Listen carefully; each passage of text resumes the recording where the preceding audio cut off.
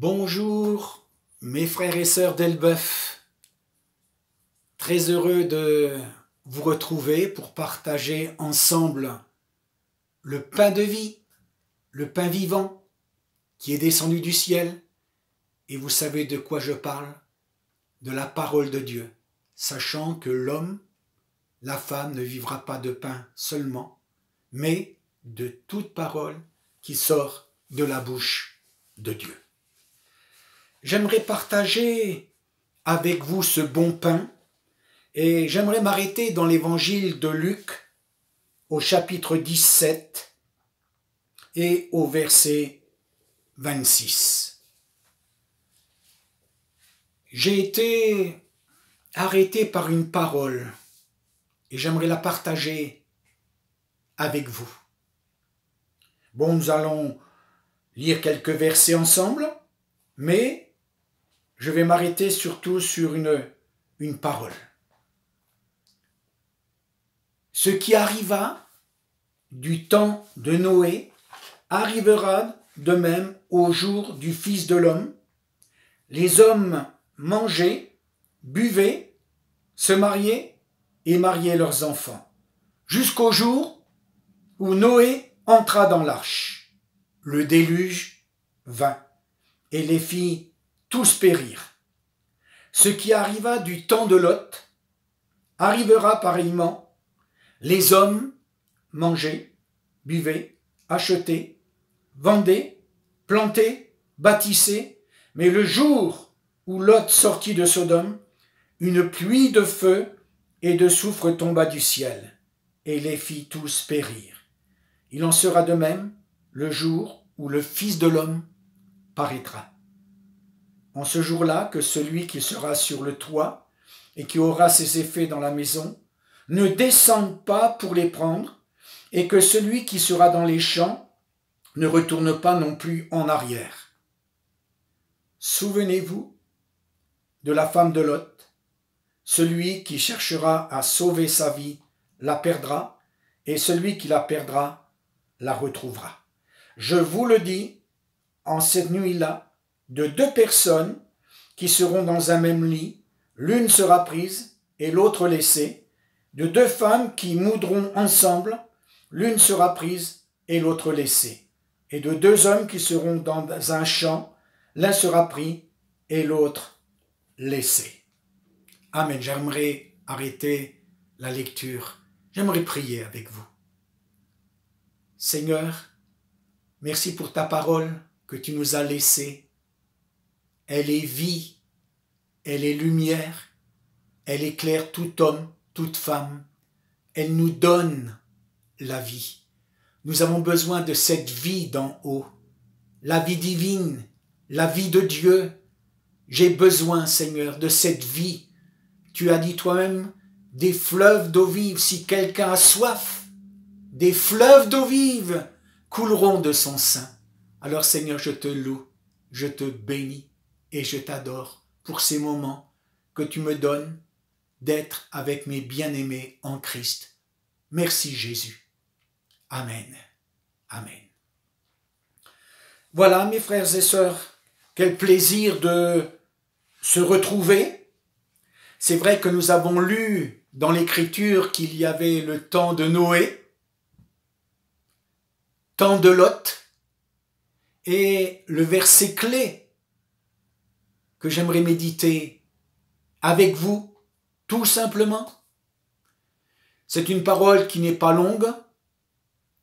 Souvenez-vous de la femme de Lot. C'est ce que nous dit l'Écriture. Souvenez-vous de la femme de Lot.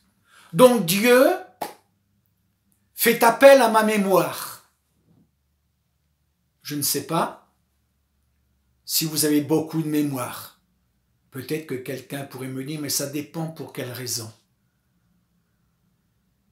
Dieu nous dit, souvenez-vous de la femme de Lot.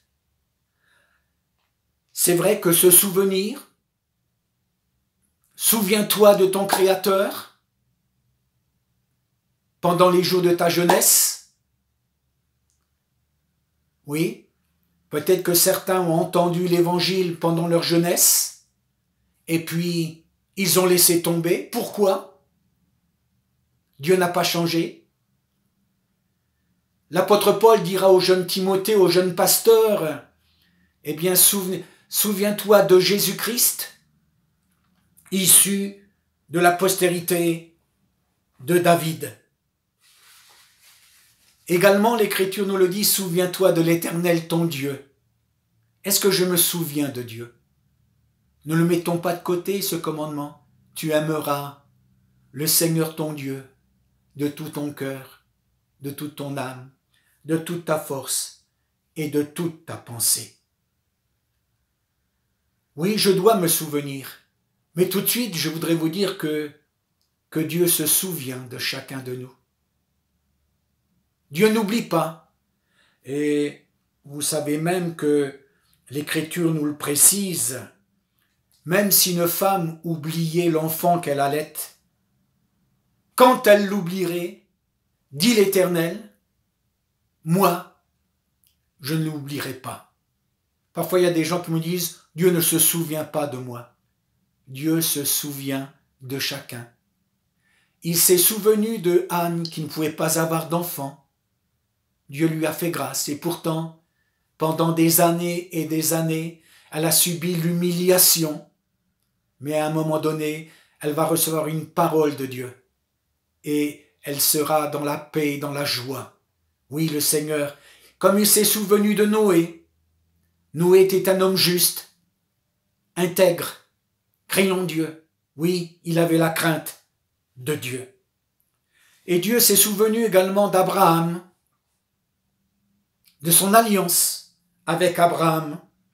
Et je ne peux laisser de côté ces paroles qui ont été prononcées sur le mont Golgotha, ce malfaiteur repentant.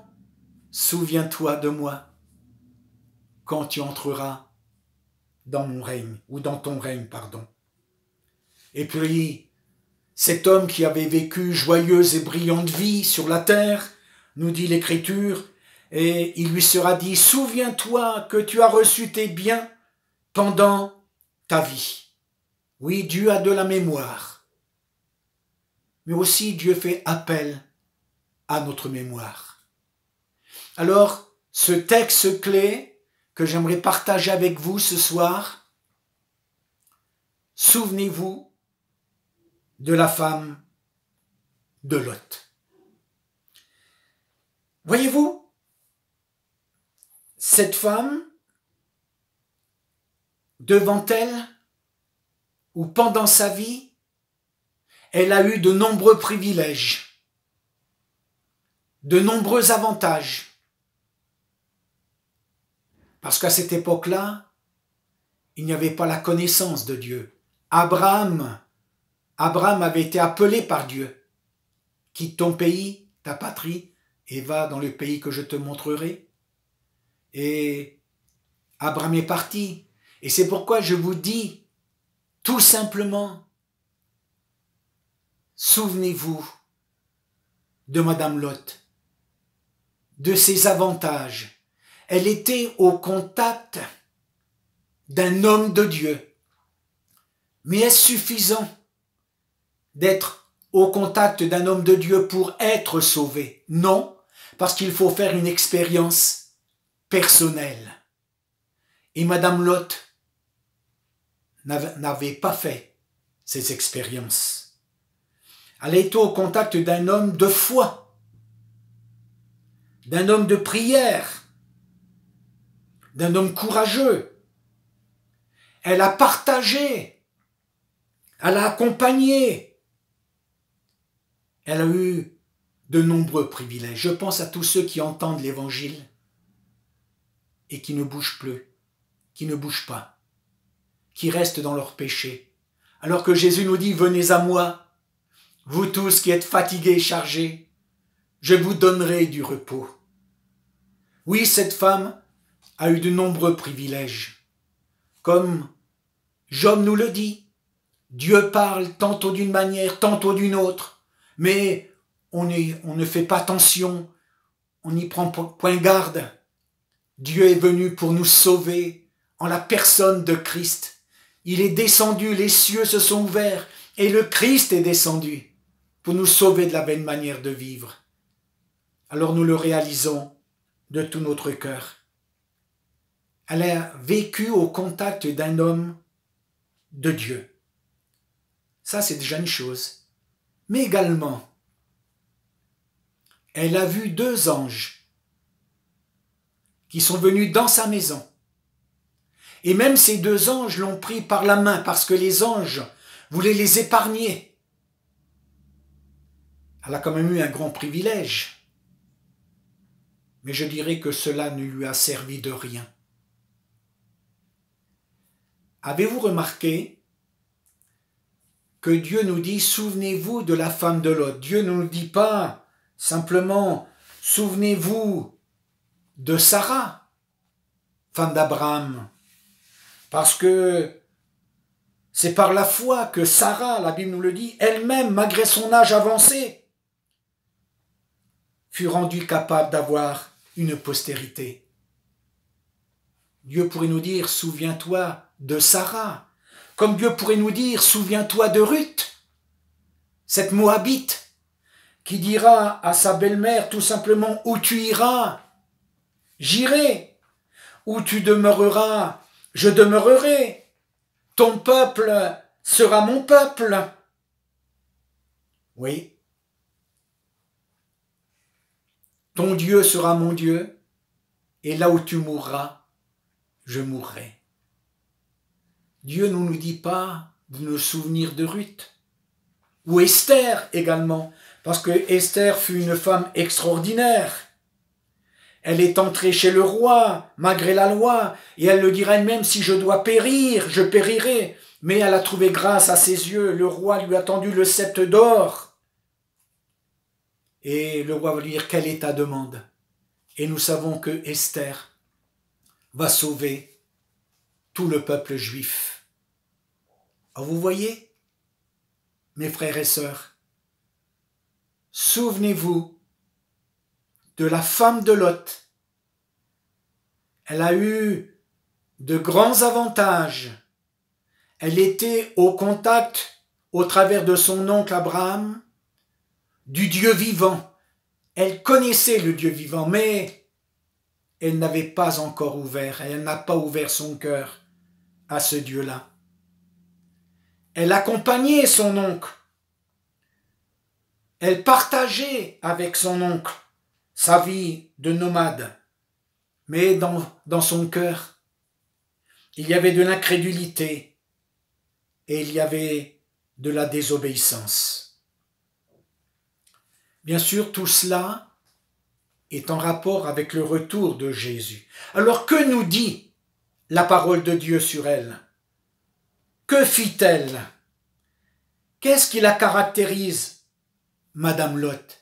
Je crois que c'est très important de le méditer. C'est vrai, elle n'est pas coupable de meurtre, elle n'est pas coupable d'adultère, ni de vol. Mais de quoi est-elle coupable? Parce qu'elle fut perdue pour l'éternité. 4 mots. Elle regarda en arrière. Je le répète, elle regarda en arrière. Alors que le Seigneur veut que nous avancions, le Seigneur veut que nous ayons nos yeux sur lui, c'est un impératif, ayant nos regards fixés sur Jésus, lui le chef et le consommateur de la foi. Ce qui est reproché à Madame Lot, c'est qu'elle regarda en arrière et elle fut perdue. Selon le livre de la Genèse, elle devint une statue de sel. Elle regarda. Un regard qui l'a perdue. Mais bien vite, je voudrais vous parler d'un regard qui sauve. On se souvient tous au temps de Moïse. Le peuple avait parlé contre Moïse et contre Dieu. Et Dieu va envoyer des serpents qui vont mordre les enfants d'Israël et beaucoup vont mourir. Mais la volonté de Dieu, c'est de sauver les hommes. Il indique à Moïse ce qu'il doit faire. Moïse, tu vas élever au sommet d'une perche, et vous savez que l'évangile de Jean nous en parle, de même que Moïse éleva le serpent dans le désert, de même il faut que le Fils de l'homme soit élevé. Donc ça nous parle de la croix. Mais je reste encore dans le désert avec les enfants d'Israël. Certains sont piqués et le remède, quiconque aura été mordu, mais regardera vers le serpent d'airain, conservera la vie. Et c'est un regard qui va les sauver. Et quiconque regardait, il conservait la vie. Madame Lot a regardé en arrière, elle est perdue. Les enfants d'Israël qui avaient été mordus par le péché, nous pourrions dire ça aujourd'hui, nous-mêmes qui avons été mordus par le péché, nous regardons à Jésus, il nous délivre, il nous libère, il nous affranchit et il nous rend libres. Ça, c'est ce que Jésus a fait pour chacun de nous. Il a tout accompli sur la croix du Calvaire. Souvenez-vous de la femme de Lot, par un regard, elle est perdue. Les enfants d'Israël, par un regard, ils sont guéris, ils sont sauvés. Pourtant, Madame Lot avait de nombreux avantages. Elle était au contact de l'homme de Dieu qui s'appelait Abraham. C'est ce que nous dit l'Écriture. Alors voyez-vous, cette femme avait reçu avec son mari un ordre précis. C'était précis. Avec Dieu, c'est toujours précis. Ce n'est pas à peu près. Ce n'est pas le Dieu de l'à peu près, c'est le Dieu qui est précis. Et il leur sera dit, vous ne vous arrêterez pas. Vous ne regarderez pas en arrière. Et cette femme a regardé en arrière. Elle avait reçu un ordre précis, comme les apôtres, concernant la venue du Saint-Esprit, la promesse du Saint-Esprit.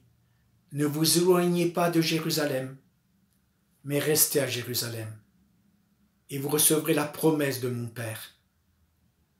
Vous, dans peu de jours, vous serez remplis du Saint-Esprit, et vous recevrez une puissance, le Saint-Esprit survenant sur vous, et vous serez mes témoins, jusqu'aux extrémités de la terre. Et le jour de la Pentecôte, ils furent remplis du Saint-Esprit. Ils ont obéi et ils ont été revêtus de la puissance de Dieu. Oui, je veux obéir. Par contre, Madame Lot, elle a regardé en arrière. Elle n'a pas tenu compte de l'ordre de Dieu. Oh, ça me fait penser aussi à Ève et à Adam. Vous pourrez manger de tous les fruits dans ce jardin, mais concernant cet arbre, du bien et de la connaissance, vous n'en mangerez pas. Parce que le jour où vous en mangerez, vous mourrez. Et nous le savons, ils en ont mangé et la mort est entrée dans le monde. Le salaire du péché, c'est la mort, mais il y a le don gratuit de Dieu, c'est la vie éternelle en Jésus-Christ. Elle a regardé en arrière. Jésus le dira lui-même, quiconque met la main à la charrue et regarde en arrière n'est pas propre au royaume de Dieu. Alors j'aimerais voir un petit peu la vie de Madame Lot. En premier, je dirais, elle portait un manteau. Le manteau de la religion. Ah, vous savez aujourd'hui, au nom de la religion, on fait n'importe quoi. Au nom de la religion. Elle était religieuse, mais il n'y avait pas d'expérience à la base. Pourtant, je le répète, elle avait été mise au contact de l'Évangile, au contact de Dieu, mais pour elle, ça ne la concerne pas. Son cœur, en réalité, il était partagé. Et vous savez ce que nous dit la Bible? Nul ne peut servir de maître. Car ou il haïra l'un et aimera l'autre, ou il s'attachera à l'un et méprisera l'autre. Vous ne pouvez servir Dieu et maman. Madame Lot, un cœur partagé. C'était un manteau de religion. Et il y avait un secret au fond de son cœur. Son cœur était à Sodome. Et nous savons que Sodome, c'était une drôle de ville, avec des mœurs particuliers. Et elle se plaisait dans cette ville. Et d'ailleurs, je vous l'ai dit, les deux anges, les ont tirés pour les sortir. Déjà, c'était une grâce, parce que la ville allait être détruite. Dieu veut nous épargner, mais il n'a pas épargné son fils, parce qu'il voulait me sauver. Et Madame Lot, son secret, son cœur était à Sodome. La Bible nous dit: n'aimez point le monde, ni les choses qui sont dans le monde. Parce que le monde passe, et sa convoitise aussi. Mais celui qui fait la volonté de Dieu demeure éternellement. J'ajouterai aussi que Madame Lot, le monde était dans son cœur. Le monde était dans son cœur. Et puis une quatrième chose, si vous me permettez. Elle avait une apparence. Elle montrait. Elle n'était pas contre, mais elle n'était pas pour. Et aujourd'hui, nombreux sont ceux qui ne bougent pas. Dieu les invite à venir à lui, mais ils restent. Lève-toi pour le Christ. Va vers la croix. Parce que, nous le savons, un homme, ce malfaiteur repentant, il va venir vers Jésus. Il va ouvrir son cœur. Il va dire: pour nous, c'est justice. Et il reconnaît que Jésus est juste et que lui est injuste. Lui est un pécheur. Comme ce publicain dans le temple qui se frappait la poitrine et qui disait: oh Dieu, sois apaisé envers moi parce que je suis un pécheur. Ah, Madame Lot, une fin, je dirais une fin sans espérance. Elle a été frappée sans délai. Pourtant, elle avait reçu un ordre bien précis, mais elle n'a pas tenu compte.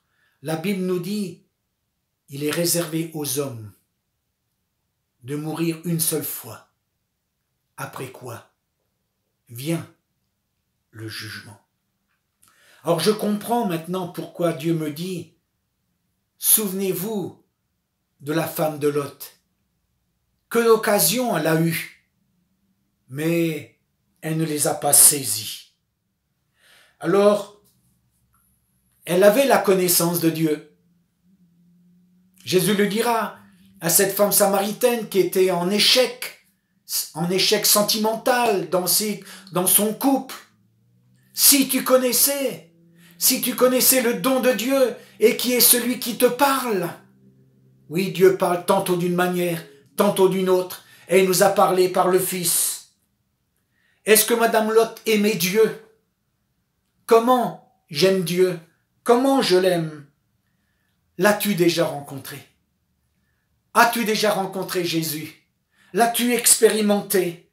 Est-ce qu'il y a une relation personnelle avec Dieu? Est-ce que tu as eu la révélation de la croix? Ce que Jésus a fait pour toi. Parce que ne l'oublions pas, il a été fait rédemption, justice, sanctification, sagesse pour chacun de nous. Parce que Dieu veut nous sauver. En réalité, Madame Lot, il n'y a jamais eu d'engagement de sa part. Il n'y a pas eu de décision de sa part. Aujourd'hui, si vous entendez sa voix, eh bien, n'endurcissez pas votre cœur, mais au contraire, répondez à l'appel de Dieu. Aujourd'hui, c'est l'heure de Dieu, c'est le moment de Dieu. Dieu a choisi cet instant pour parler à ton cœur parce qu'il t'aime et il veut que nous passions des ténèbres à son admirable lumière. Souvenez-vous de la femme de Lot. Et si je regarde ce que me dit l'Ancien Testament, tout simplement parce qu'elle n'a pas obéi à ce que Dieu lui a demandé, elle n'en a fait qu'à sa tête et aujourd'hui, que de gens qui n'en font qu'à leur tête. J'ai ma religion, j'ai ma façon de voir les choses et cela me suffit. Non, il nous faut accepter le Christ. Sans Dieu, nous ne pouvons rien faire. Qui que tu sois, tu as besoin de rencontrer le Christ, tu as besoin de venir à lui. Il est mort pour nous, pour pardonner nos péchés, pour nous donner une vie nouvelle. Et je le dis souvent, si quelqu'un est en Christ, eh bien les choses anciennes sont passées. Voici, toutes choses sont devenues nouvelles. Alors surtout, ne négligeons pas un si grand salut. Elle a négligé la parole. Je terminerai maintenant par les 5 vierges folles. Elles avaient oublié de prendre de l'huile dans leur lampe. Et l'époux tardait, et elles ont demandé aux vierges sages de leur donner de l'huile. Elles ont dit non. Et pendant qu'elles vont aller en acheter, eh bien l'époux va arriver, et celles qui étaient prêtes entrèrent avec lui dans la salle des noces. Mais l'habit nous dit que la porte fut fermée. Et elles vont dire, « Seigneur, Seigneur, ouvre-nous » Et il leur sera répondu, « Je ne vous connais pas. » Puissions-nous entendre cette parole, « Bon et fidèle serviteur, entre dans la joie de ton maître. » Sommes-nous prêts pour le retour de Jésus? Jésus revient chercher son Église. Es-tu prêt? Oui, nous voulons être prêts. Prépare-toi à la rencontre de ton Dieu. Nous ne voulons pas être de ceux qui dorment, mais nous voulons être de ceux qui sont réveillés. Nous voulons attendre le retour glorieux de notre Sauveur, Jésus-Christ. Je le répète, cette femme n'était pas coupable de meurtre, de vol, d'adultère, mais tout simplement parce qu'elle a regardé en arrière. Alors je termine maintenant par un verset que nous connaissons tous, et c'est l'apôtre Paul qui nous le donne. Dans Philippiens, il nous est dit tout simplement qu'il court vers le but, afin de remporter le prix de la vocation céleste, mais avant il va dire « oubliant ce qui est en arrière, et me portant vers ce qui est en avant, je cours vers le but, afin de remporter le prix de la vocation céleste. Je fais une chose, non pas plusieurs choses, je fais une chose. » Comme Marie, elle gardait ces choses au fond de son cœur. Nous voulons garder ces choses. Alors, soyons prêts. Comme Habacuc, j'étais à mon poste. Soyons à notre poste. Attendons le retour de Jésus. La trompette va bientôt sonner. Et ainsi, Jésus va venir chercher son Église. Que Dieu vous bénisse, mes frères et sœurs. Et ne ressemblons pas à la femme de Lot, mais ressemblons plutôt à ceux qui ont obéi au Seigneur et qui ont marché avec lui toute leur vie, et ils ont entendu « Entre dans la joie de ton Maître ». Que Dieu vous bénisse, mes frères et sœurs. Amen.